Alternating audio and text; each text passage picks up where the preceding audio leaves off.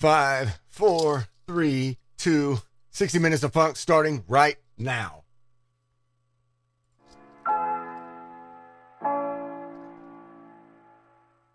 The most important thing in business is honesty, integrity, hard work, family. Good morning, everybody. Never forgetting where we came from. Thank you, Sean. How's everybody doing? Good morning, motherfuckers. You are what you are in this world. That's either one or two things. Either you're somebody You're somebody or you're nobody.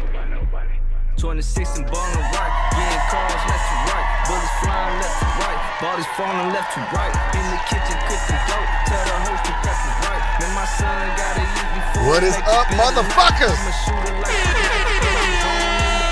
Put some respect on it, man. You know what I'm saying? Y'all spit my name, put some respect on it. But the judge said I can't. Down the border trying to bank, getting money like the bank. 15 in the Nina, big clip in between it. Power trips when it's alcohol, I'm a born sinner. Hella crazy off the yacht, going many off the top. We ain't listen to nobody, we be going off the clock. Hold it down and twist the cat, that's the way to get it open. Sipping syrup out the bottle, I'm leaning off this opium. Haters gonna hate, got the body full of sodium.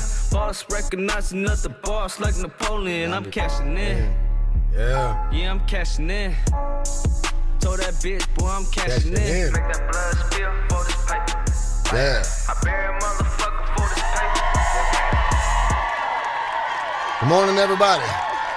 Good morning.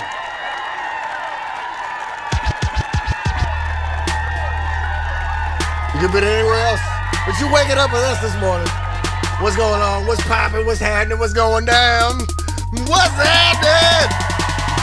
Put some respect on it, man. You know what I'm saying? Y'all spit my name, put some respect on it.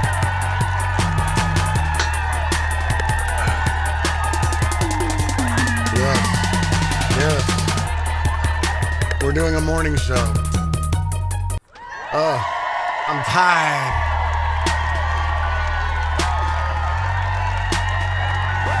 Let's just get to it. Let's get to it. And now, This Sports King David Super.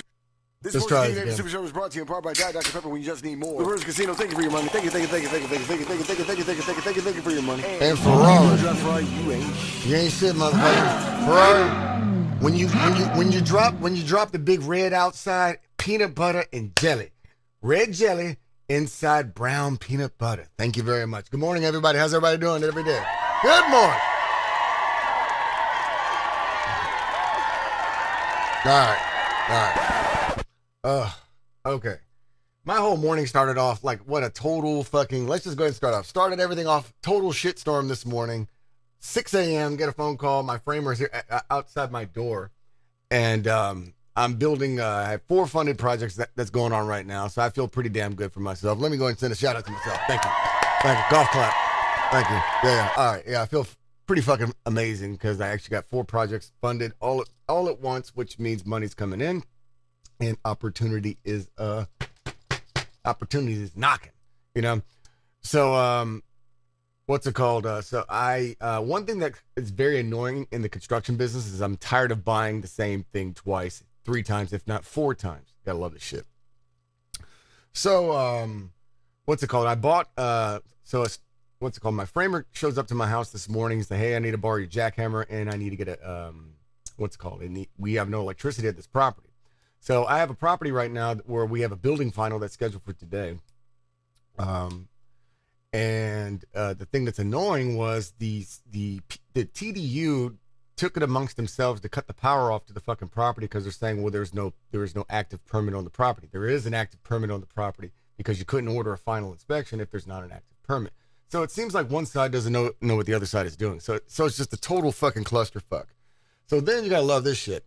So we go over to my neighbor's house next door. We're just like, hey, we just wanted to know if we could just go ahead, because I'm building a deck in the backyard. So I asked them, like, hey guys, can we just go and borrow power just for maybe an hour, 2 hours, this, that, and the other? They're like, yeah, but you need to pay me $25. And I'm just kind of like putting 2 and 2 together. I'm like, wow, what a bitch. So, but I'm like, you know what, whatever. So I go and cash app them the money. But the thing was, I guess my neighbor took my framer's phone, and she was trying to cash app herself from his phone. She was trying to steal from him. You gotta love this shit. Just total fucking classless fucking people. You know, so it just kind of rubbed him the wrong way. He's like, look, dude, I don't ever want to deal with that bitch ever again. He's like, the bitch tried to fucking steal from me. He's like, did you pay her? I'm like, yeah, I did. He's like, so she grabbed my phone. She was over here trying to pay herself through my phone. And totally fucked up the settings on his phone. So, I mean, just totally classless fucking people, period. You know? And it's funny, these same fucking people, because I got into it with them, and I know what the whole money thing is about. I got into it with my neighbors over there the other day because I was actually cleaning the bathroom, and I don't know if they have like a nephew or a son or somebody over there, but all I know is I'm like cleaning the bathroom, and I see a fucking dick. I see this dude's dick out the fucking window, and he's peeing outside the fucking window, just like peeing, like, you know, in between, like, you know, the fucking partitions between the two properties. He's like damn near pissing on my fucking on my air conditioner. And I'm like, what the fuck is wrong with this dude? I'm like, dude, do you not know how to use a fucking toilet? Oh, let me just piss out this bitch. You know, so literally the dude just has his dick out the fucking window and he's just peeing all over the fucking place. I'm like, wow, dude, you have like no fucking home training. So I called my neighbor. I'm like, hey, do you have any sons or cousins or nephews or somebody who's living there? And she's like, yeah, I do. I'm like, look, I just saw this dude's dick out the fucking window. You know, I'm like, what the fuck is wrong with you people? You know, so it's just like, but again, you know, you can't rationalize dealing with classless fucking people, period. So anyway, so getting back to the topic. So I have no power at the fucking property. My framer comes and picks up my generator, and he calls me up. It's like, hey, bro, your fucking water spigot came off. I'm like, what? And we passed plumbing inspection. So I send the message over to my fucking plumber, you know, and I'm like, hey, bro, I'm like, how is this possible? So it's like, you know, it's this domino effect of fucking problems. But the main thing is you can't blow a fucking gasket. Moral of the story is you can't be all in your fucking feelings. So it's like, okay, note to self, note to self, note to self, note to self. It's like, ugh, okay. So then he calls me up. It's like, hey, bro, your generator's not working. So I'm kind of annoyed about this whole generator shit in the first place because I just bought another. I own 4 generators, people. 4. 2 of them are in possession of my girlfriend, who actually will be flying back from China today. You gotta love this shit. So I loan her one, and then and she gives it to her fucking workers. And then I'm like, babe, when are you giving me back my fucking generator? So then, because she has my generator, I had to go do what? Buy another one. So then she gives the other one or loans the other one to her workers, and of course they don't bring it back, and they fucking broke it. So when she gives me back the generator, the motherfucker's broken. So I get a call this morning from my framers, like, hey, bro, have you tested this thing? I'm like, yeah. They're like, well, they broke the spark plug. And I'm like, you mean broke the spark plug? Is it broken on the inside, or is it like shattered on the inside, or is it just the gasket that's holding it together? Like, what's the gasket? I'm like, well, bro, just go buy another one. You know, so it's just like, or you could straight pipe it, you know, just basically just do a jumper on there, bypass the spark plug, good to go. But again, you know, so then I bought another one. You know, my framer was using his, like, hey, our machine's down, can you buy us another one? So I buy another one, right? So then I go to my shop and they stole my fucking generator. I'm like, hey, bro, they leave their broken one there. I'm like, dude, I bought it. So either I'm going to back charge you for the fucking generator, or you're going to bring it back, motherfucker. You know, so it's like no good deed goes unpunished. But at the same time, when it comes to tools, people, you do not loan tools to people. You just like, hey, bring it back the same day you fucking borrowed it. Otherwise, the bitch will grow feet. You know, no good deed goes unpunished, people. I promise you that. No good deed goes unfucking punished. So it's just a domino effect of just satisfying people and this, that, and the other. Now, on a positive note, you know, let me go ahead. On a positive note.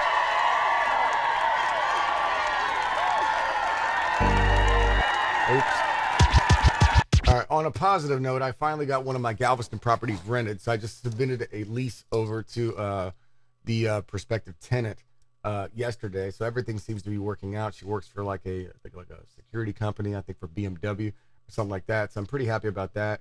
So, you know, properties are getting refinanced. So everything is kind of finally, you know, the domino effect is finally starting to work. Loans are getting funded. So, sorry.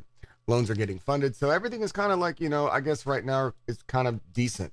Then shout out to LaBerge Casino. Thank you for your money. Had a really great conversation with upper management over there with I have a prospective business opportunity I got going on with them, and we're just trying to iron out all the kinks.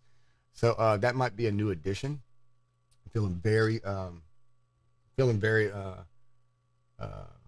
I'll give it 50-50. But I'm trying to be a member of the team in my own little way.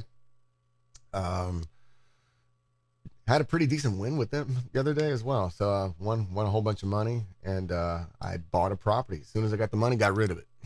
That's the main thing is whenever you're gambling, people, whenever you make money, you got to get rid of that money as soon as you get it. As soon as the money comes in, you got to get rid of it. You need something positive because otherwise it's dirty.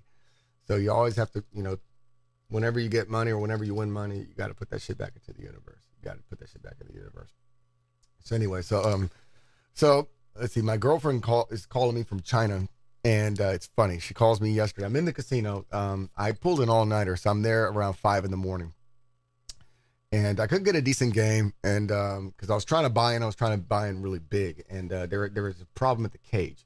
Because usually the thing is, like, whenever you cross state lines with cash, if you get pulled over or something like that, they're going to assume you're selling drugs or this, that, and the other, civil asset forfeiture. So you always want to go there with the cashier's check.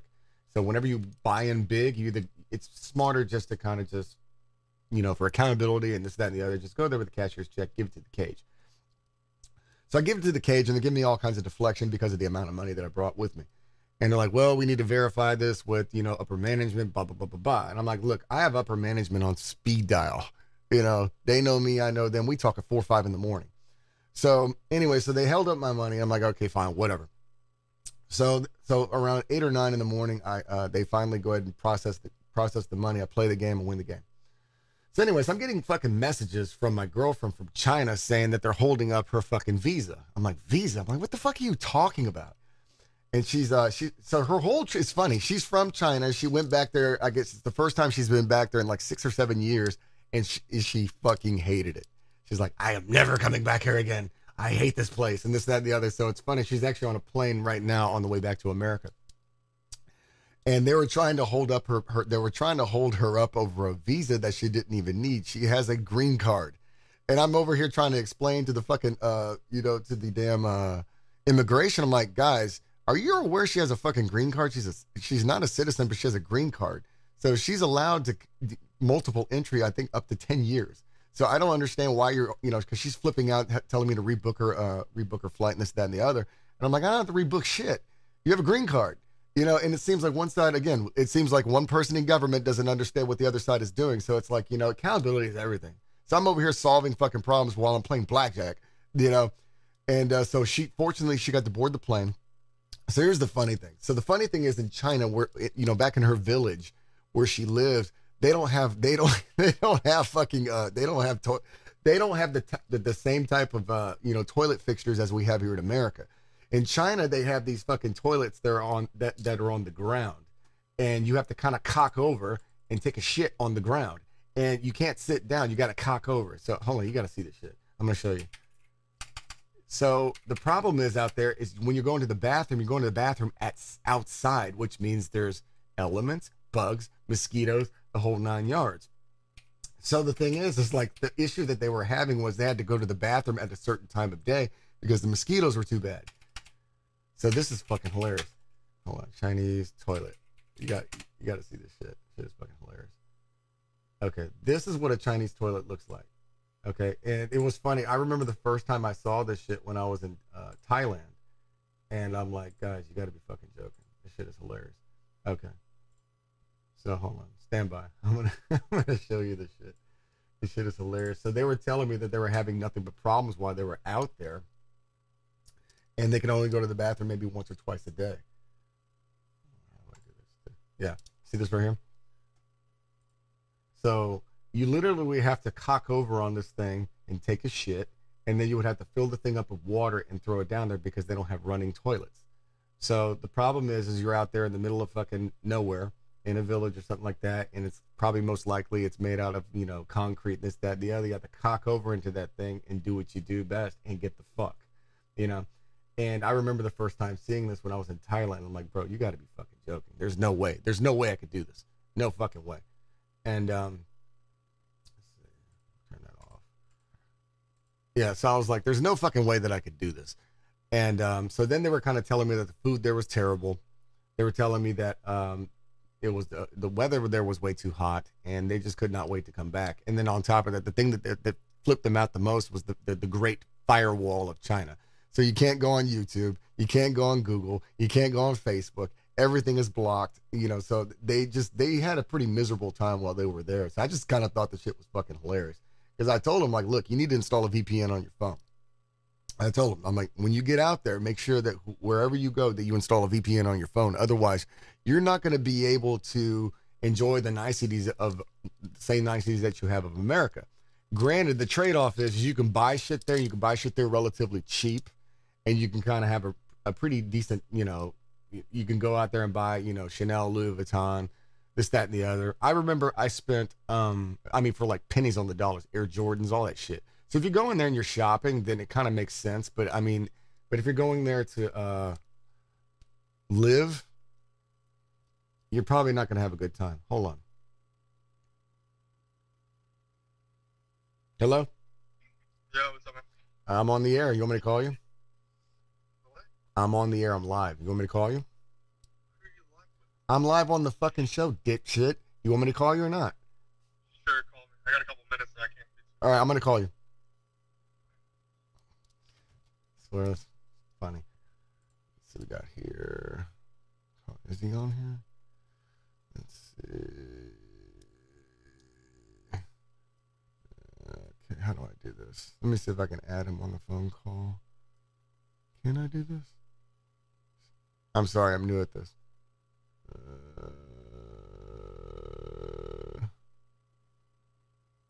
Oh, you gotta be joking. Hold on, give me a second. I'm sorry, I'm trying to figure out how to use the phone on this. I had this already.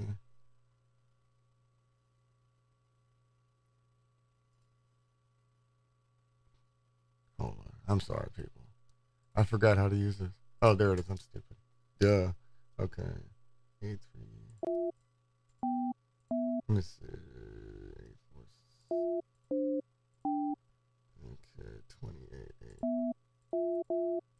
Let's see if this works.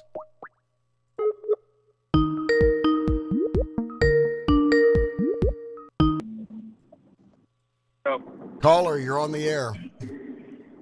My caller number 9? You're caller number 9. Oh, congratulations. This is what it's doing. Okay, what's going on, brother? Just driving in. Okay. Yeah, no, you're actually live on the air right now. I'm not joking. So, shout out to Dimitri Papadopoulos at Hanger Coffee Roasters. Dimitri, tell us more about yourself. Tell us what you do. We do a little bit of everything. Okay, so you are the owner There's money and... to be made, we make it. What's that? If there's money to be made, we make it. That's right. Dimitri is like one of my closest friends, guys. If you guys don't know, he's the guy who I'm always talking about. Shout out to Dimitri Papadopoulos. So pretty much he is the owner and designer, I guess, architect of Hanger Coffee Roasters. His location is 8800 Telephone Road. He's pretty much in every private FBO airport right now. Pretty amazing what he's done in the last 6 months. He pretty much conquered the coffee business in Houston in the last 6 months. Bro, do you have time to talk about it? Yeah. Dude, tell us the story. So, opportunity kind of landed itself to just start, I've been roasted before, just kind of on a recreational level, and the opportunity landed itself. With owning the restaurant, we get a lot of high executives for the private airports, and they've become friends, not customers. Yeah. So I was chatting with them one day, and I was like, "Hey, just who do you use for coffee? Just a question, And I knew they'd tell me the truth. And they said Parks, and they weren't very thrilled about it whenever they said that. And, So is Parks the same people as Community? Is Parks kind of like Aramark, like with Starbucks? Parks roast their own coffee. They do bottom of the barrel coffee. Gotcha. They have they're the mid-range in the sense of size of location they do. So they target more over between 50 and 100 employees per location, and that Canteen is the biggest one. They're more for industrial plants, large plants, really big accounts. Yeah. Canteen just bought out Parts. Interesting. 2 months ago, 2 or 3 months ago. So Parts is now part of Canteen, so there's no more Parts. Gotcha. Which is what Canteen really does. What they're doing is they're going around, they're buying out all the smaller guys, mid-tier guys in a sense, and just, ones with really valuable accounts. So I have a question. They kind of give you a nice $1 million and walk away. Do you feel like that might happen to you? Oh, 100%. Is There's that no doubt about it. is that kind of your game plan, or are you just gonna stick No, with it? not at all. I'm gonna love to see what they offer, but I'm not selling. Gotcha. I'm not leaving. All right. Just like Okay, Jordan Belfort and Wall Street. We're not leaving. Okay. I'm not leaving. I'm not fucking leaving. I got you. Yeah, exactly. Yeah. So I've had one of my reps for the equipment that we use. He told me it's only a matter of time. It's gonna happen.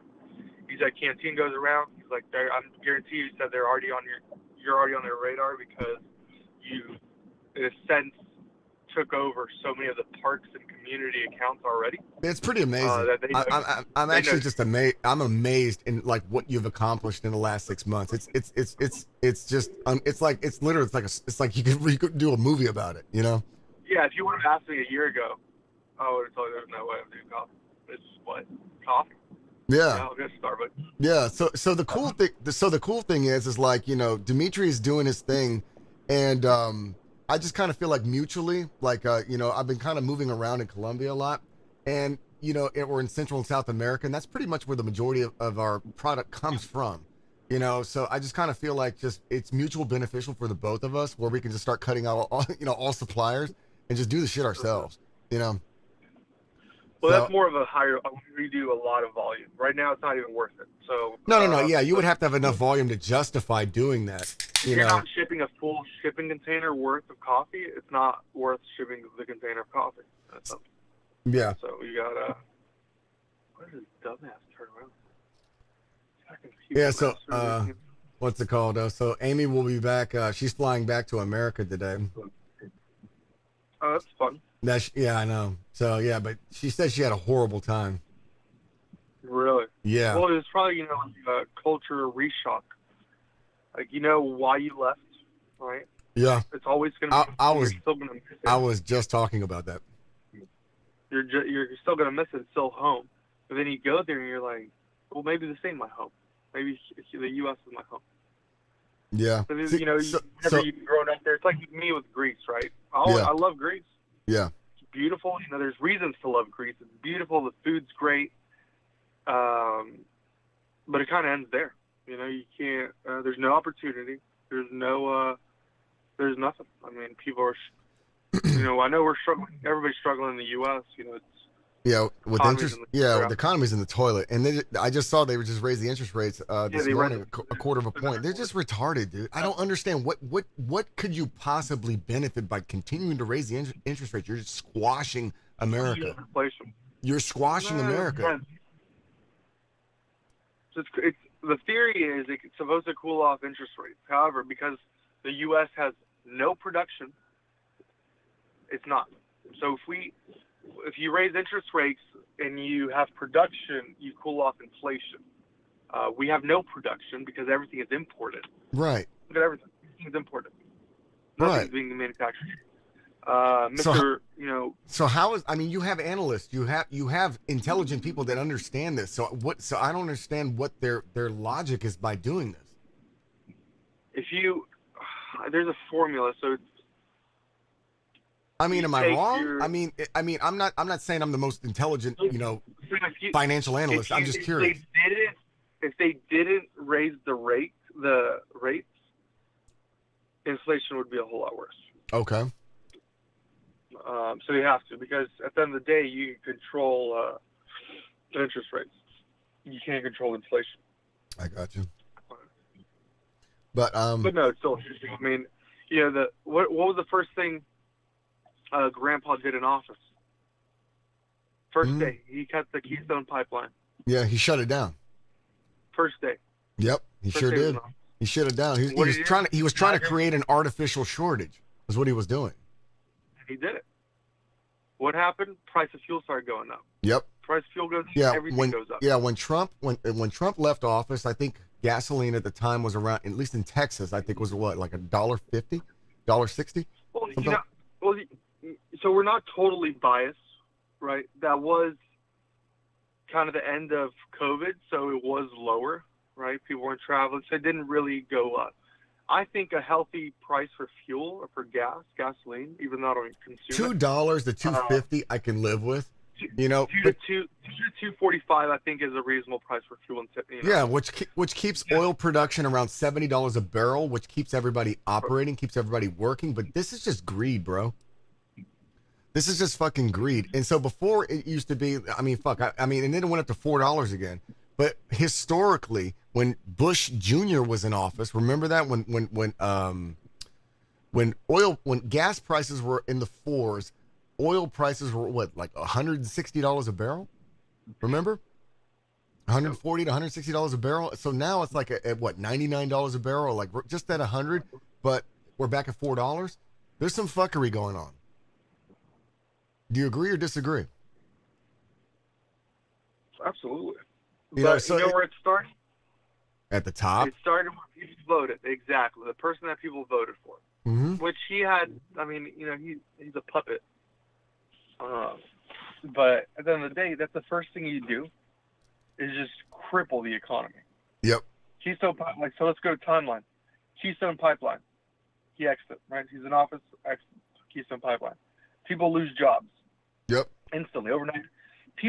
Oil companies were laying people off before Biden even got inaugurated because they knew he's gonna fuck shit up with the oil. So let's see, he put in office, Keystone Pipeline, price of fuel starts going up. What happens? Price of fuel starts going up. Everything starts going up. Yeah, we started going through inflation. We started going through inflation like about maybe 3 months before that shit happened with Putin. About 3 months before that. So then this Putin shit happens, and then they try to blame it all on the war. They started trying to blame the oil price on the war, out there. I'm like, nah, dude, this shit has been going on, and this is just some scapegoat shit, you know? Yep. It's like people don't pay attention to like the timeline on when things happen. They just want to sit there and just point the finger at somebody. Yep, absolutely. Mm-hmm. I agree, absolutely. You know, so And the popular opinion, it's not our war. I think we could have done things to prevent the war from happening. yeah. Well, the thing was You they know, had an offer. I believe that whole Ukraine war could have been prevented. They said this is what we wanted, and they're like, no, and here we are. Yep. Collateral damage, needless, loss of lives. It's just crazy. Well, so in the beginning, I mean, Putin was, Russia was pretty much saying like, hey, tomorrow at 2:00, we're going to bomb City Hall. Tomorrow at 2 p.m. Central Time, whatever, right? So they weren't necessarily targeting humans. They weren't targeting civilians. Sure, is there going to be some collateral damage? Right? Yes. But if your goal is to hold on a second, hold on. Yeah. Hi, welcome to Starbucks. But can I get started for you? This is hilarious. Yeah. Can I get a Let me get some frappuccino. ice Let me get some frappuccino with some sissy sauce. caramel macchiato with size? Venti with a non-fat milk. With some sissy sauce. Venti ice caramel macchiato. Some macchiato. How are you in the coffee business, but you're shopping at the competition? Oh, no sense.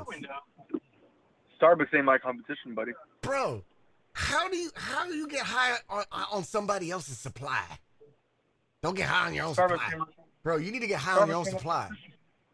But it ain't my competition. Bro, they're fucking terrible, dude. I hate their coffee. It's trash, and you're just giving them money.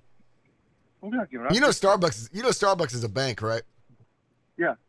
Starbucks and McDonald's or any food institution that accepts digital currency is a fucking bank. You know that, right? No. any company that accepts gift cards is a bank. Yeah. The Yeah. majority You know takes why? It's because people leave more money. have gift cards. Yeah, they lose money every day. So I had a statistic somewhere. So it was the redemption rate. I mean, the amount people lose. They either lose their gift card, Or they expire. It's like, think about it. Like, people always leave balances on their gift cards. And then they're They not. always So if leave you have like balances, $1 yeah. left on it, like, where are you going to redeem it? Yeah. Oh, I want to redeem my $1. You know? Absolutely. Oh no, it's fucking genius.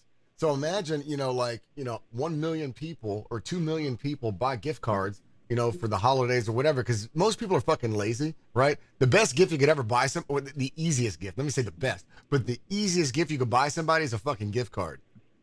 It's like you see them everywhere. You go to the grocery store, they activate it, there you go. I hate gift cards. I love them. I love them mad because they're whenever easy. I get a gift card. Well, the thing is, No, you like, know what? okay, You know okay, no, hear me out. can't- I hate if you- thoughtless gifts. Dude, one of my biggest pet peeves is That's what a texting and gift card thoughtless is. gifts. You think so? That's what a gift card is. I don't know. For example, if I know you're over there drinking that frappuccino with sissy sauce, then I'm just gonna buy you a fucking gift card for Starbucks because I know you go there. That's still not it. You know what? Ah, A gift. No, listen. A gift should be something that you are giving to someone because you thought about them, you care about them in a sense, and also should be able to be reflected back. Hold on a second. I gotta pay. I should have a reward too. this is. I don't know. Have rewards. Oh yeah. Let me get sissy sauce. Hey, guess what? This was free, motherfucker.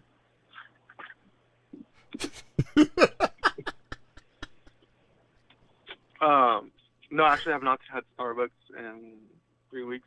I was You're just such a feeling liar. something. Mentiroso. Oh no, false. I got Starbucks when I landed in the airport in El Paso, and it was fucking horrible. Bro, I don't like Starbucks, bro. It's so loaded with so much sugar, man. Well, that's why you do non-fat and sugar. Bro, I feel horrible after I drink that shit, man. It's too much. You're like getting the wrong thing. The older, it's weird, bro. The older that I get, the more lactose intolerant I become. The older, You do alternative. I use stevia. Well, not stevia. Is it stevia? You think fucking median here? Was that? Motherfuckers. Would you hit it? They put a median. No, they put a fucking median on Clear Lake City, so you can't cross over anymore. You have a Tesla? So you gotta go all the way down to El Dorado. Gotta love it. Fuck out of here. Gotta love it. Fucking waste of money. Gotta love it. So anyway, so Amy's on her way back. She's actually on a flight right now. You know they lost her fucking luggage?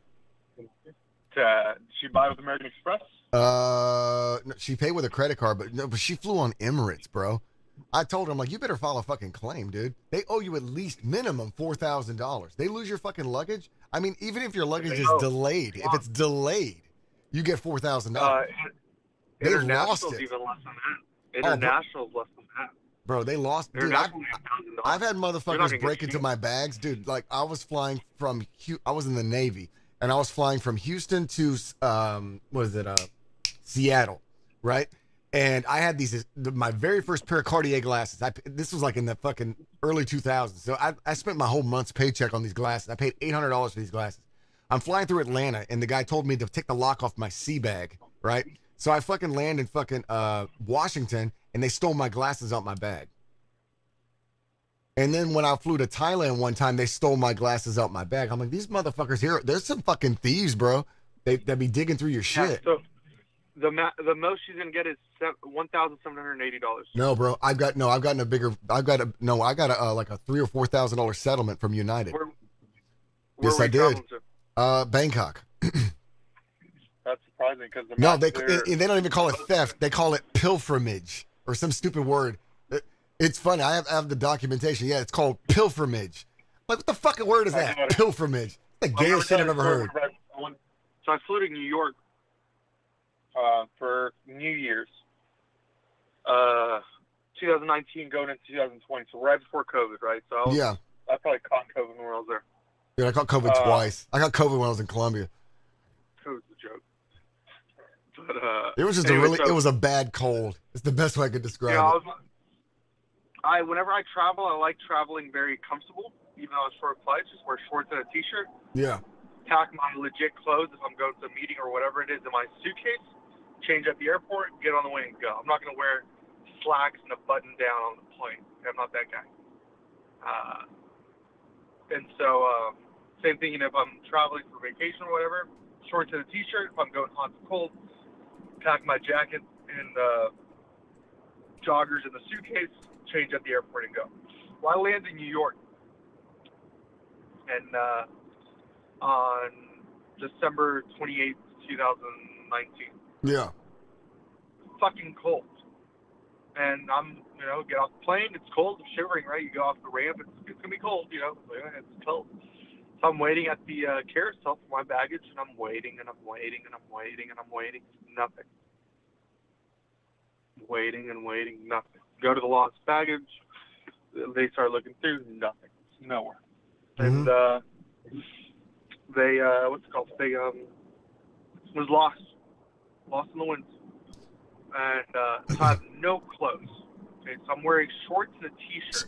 Dude, the way it's supposed to work, the way it's supposed to work is they're supposed to pay you for your lodging and whatever aggravation law. But there's actually bylaws. I learned about this shit. There's actually bylaws that they won't tell you about.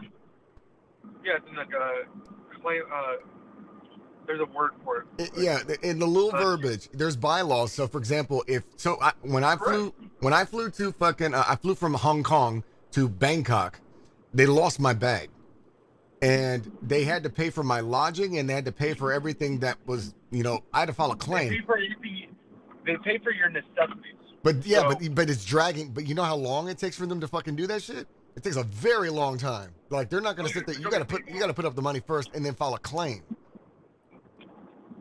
Hey, I gotta let you go. I gotta call. All right. All right, man. You take care. So, all right, peace. That's my buddy Dimitri Papadopoulos. So yeah, he's my partner in crime. 8800 Telephone Road. Holler at Dimitri Papadopoulos. Let's get Big David on the phone. See what he's doing. This guy here is a hoot, people. Let's see if we can get him on the phone.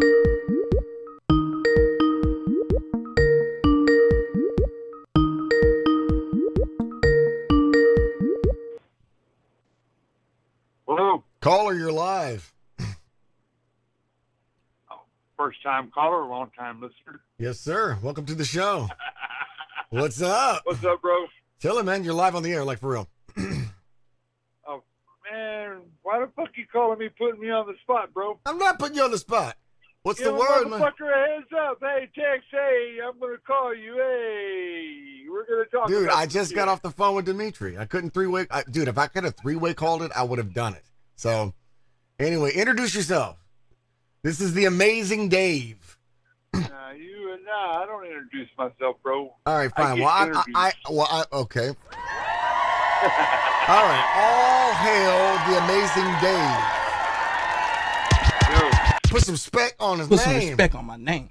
about 3 Y'all years understand me? ago, And when I y'all saying registered both these trucks, I got new plates for both of them. Yeah. And I went down to get the registration for this one just now. Mm-hmm.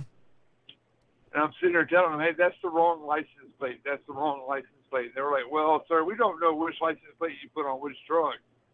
I've done that before. I've actually swapped plates before. That's the license plate that's supposed to be on that one. So you might want to go ahead and switch. 3 years I've been driving around with the wrong license plate. Bro, it's funny. No, this is a true story. This is a true story. I used to remember when I had those two Benzes, and I had like the named like Saturday and Sunday or whatever. Well, I forgot. Yeah. I took the plates off my Benz and put it on my dually. So I never fucking registered the fucking dually, and I just kept paying the insurance and blah blah blah blah. And then one day I get pulled over. He's like, "Dude, your truck is registered to a fucking SL 600." I'm like, "Oh yeah, I forgot. I took the plate off the plate. Oops." The cop fucking just laughed. I legit said that to that lady. Oops. I'm like, bro, I totally fucking forgot that I had the, he's like, your truck is registered to a SL 600. I'm like, yeah, I forgot. I took the plate off, put it on there. So, true story. Oye, ¿dónde está cemento? No, cemento. David is the En la mañana. David is like La the pinche niño de cemento today. he's the blackest white bro. guy ever, and he speaks Spanglish. Ah. He's like Peggy Hill on King of the Hill. No, it's okay. Gracias. And donde in the Capasa, donde está in the Capasa and the Choncha. Okay, you got siete pulgadas allá? Donde grande Watch. verca en la casa Hey, I gotta let you go, bro. en fundio. All right, Dave. Amazing Dave. Shout out to Amazing Dave.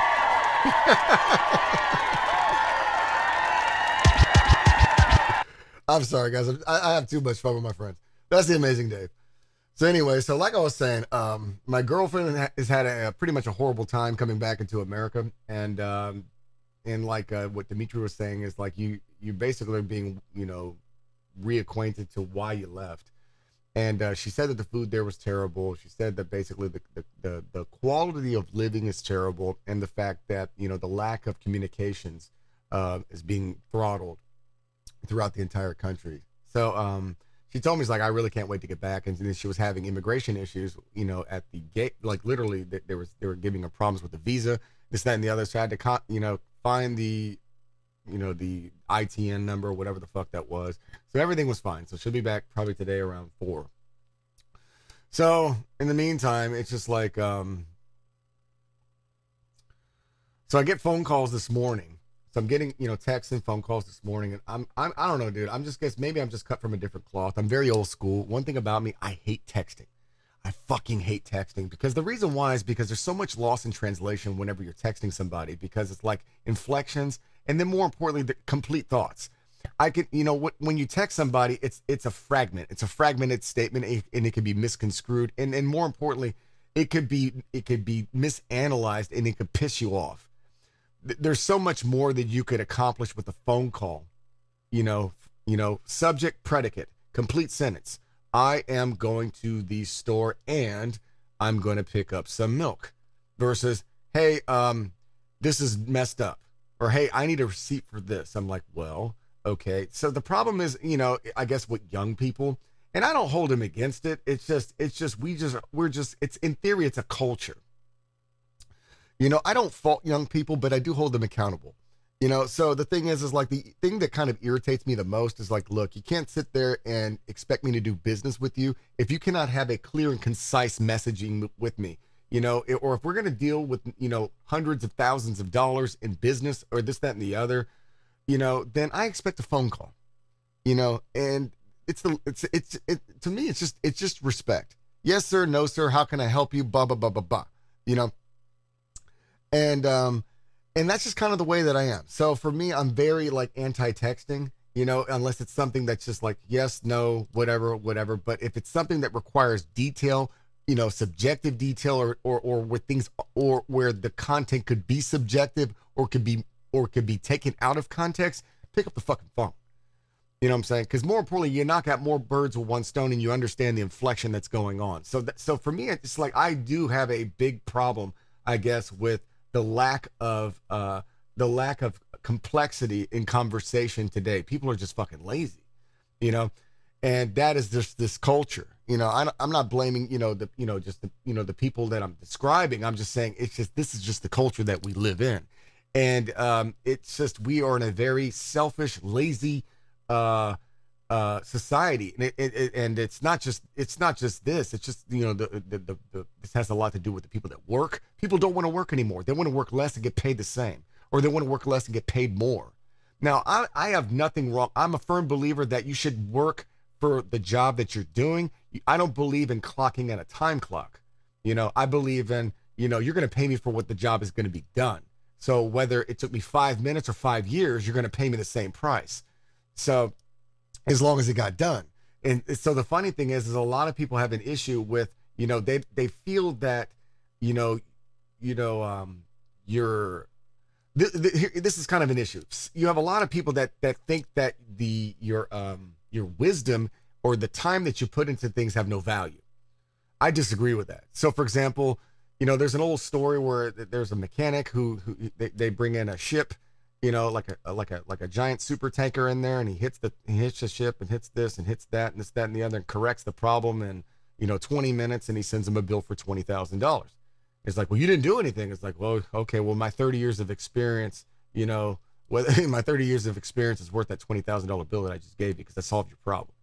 You know, at the end of the day, you know, you know, that's what consultants get paid for. That's what attorneys get paid for. You're getting paid for what you know.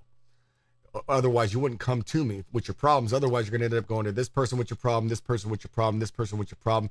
And it's going to be a domino effect. And you end up paying 2, 3, 4 times. You know, that's why I'm a firm believer why you always want to hire skilled professionals in anything that you do. Because otherwise, if you go to a handyman, you're going to end up paying twice, if not 3 times for the same problem. I guarantee you that. You know, so it's like people, so again, like what I'm describing is, you know, people today, they don't want to do shit. They don't want to work, you know? And I just had that conversation with my framer last night. He was like, yeah, dude. He's like, you know, normally I had like 10 people on my crew, and now they just want to sit there and just drag the clock and this, that, and the other. And that's kind of an issue today. It's just in production. You know, when you're working in production now, it's like people want to do the least amount of time possible and get paid the most amount. But the problem is you're not going to last long, especially with me, because I'm a production house. I get things done. I got to get it done. I got to get it done because every day I'm paying. Every day I'm paying money. Every day, whether we're sitting at idle or whether we're, you know, or whether we're, you know, we're churning away, we're paying fucking money. And so this is a very useless class of generation. This generation here, like the generation of workers, I would say from 16 to 25, is a very useless class. They don't want to do shit. You know, I believe I'm a Generation Xer. My parents were baby boomers.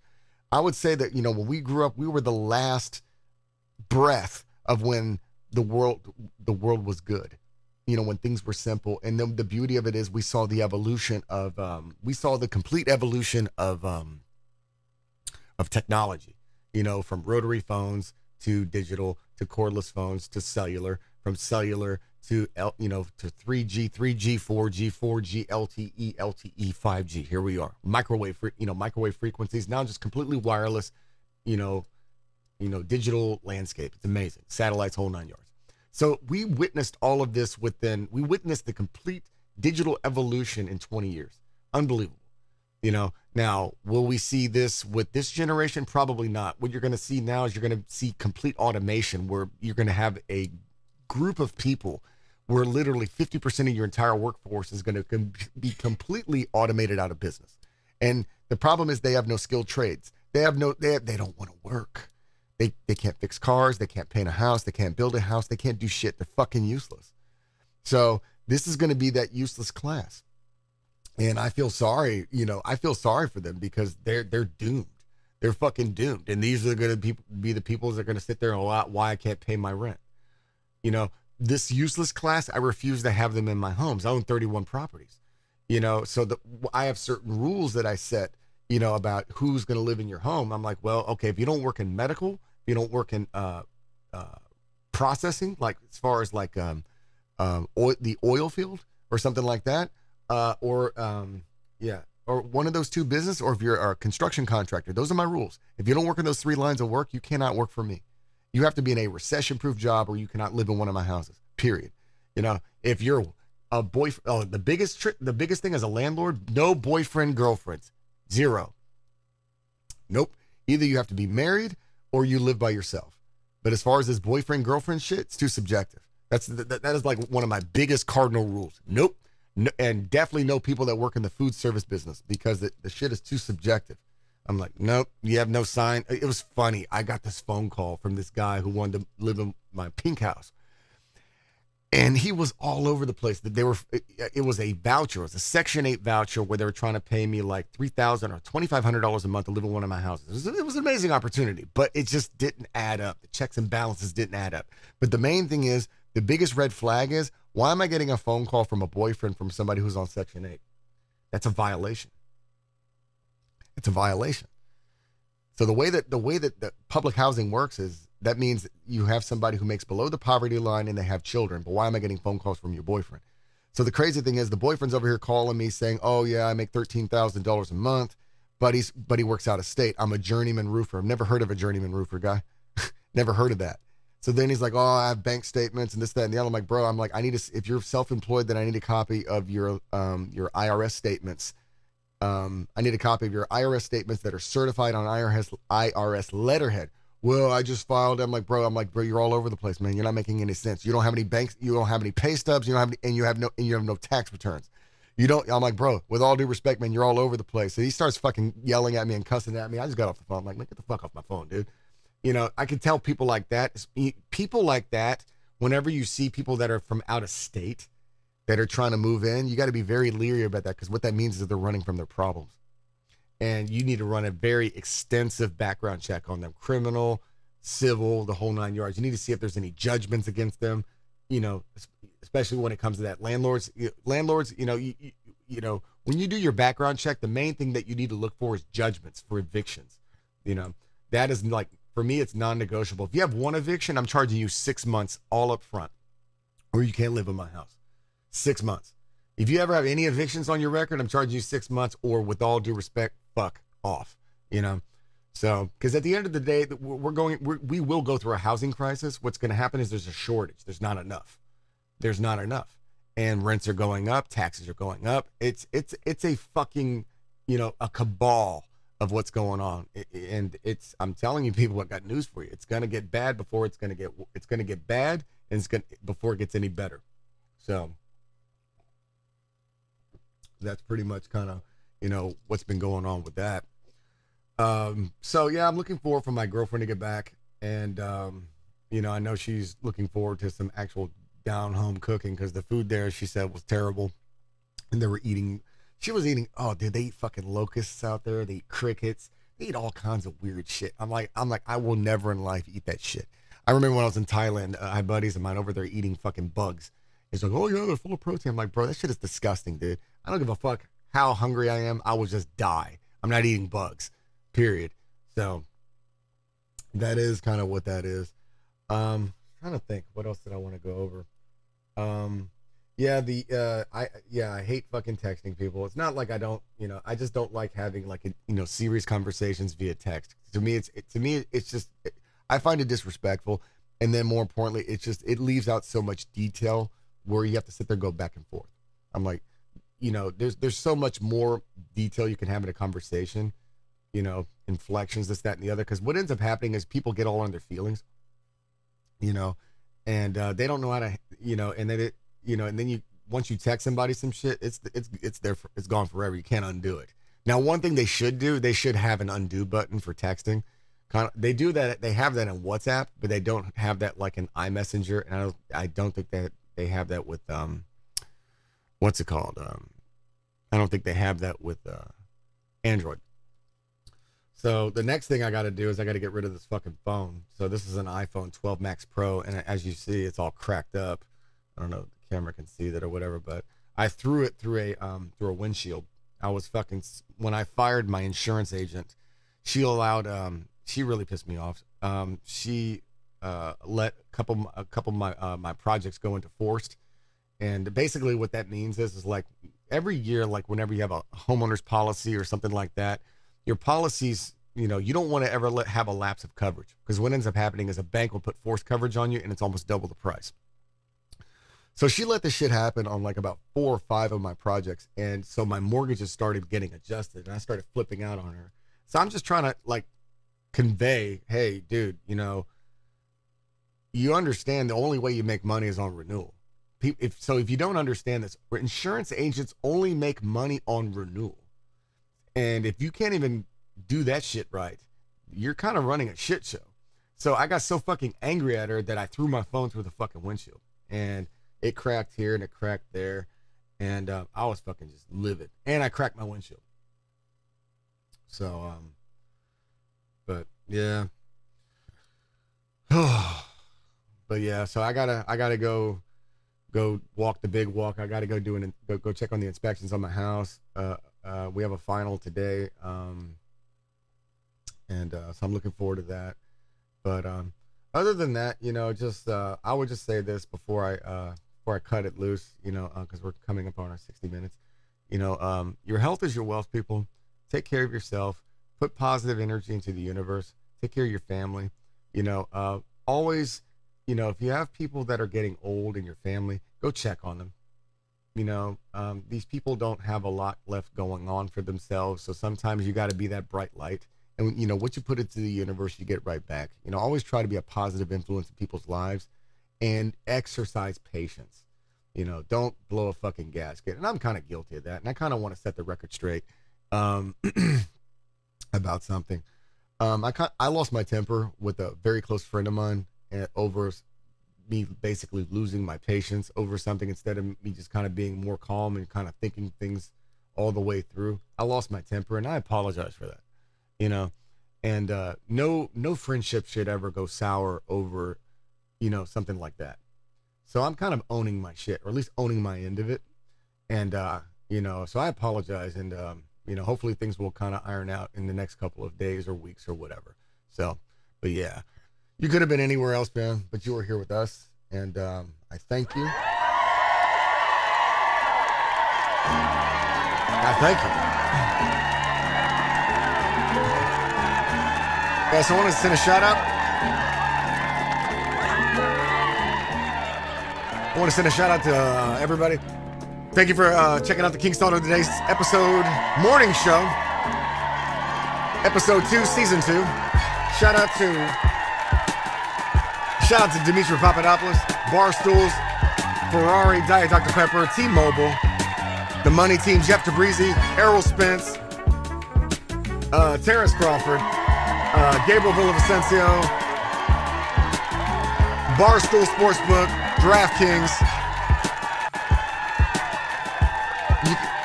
You can check us out on all streaming media: Stitcher, Apple Podcasts, Google Podcasts, SiriusXM, Spotify, Pandora, Amazon Music, Audible.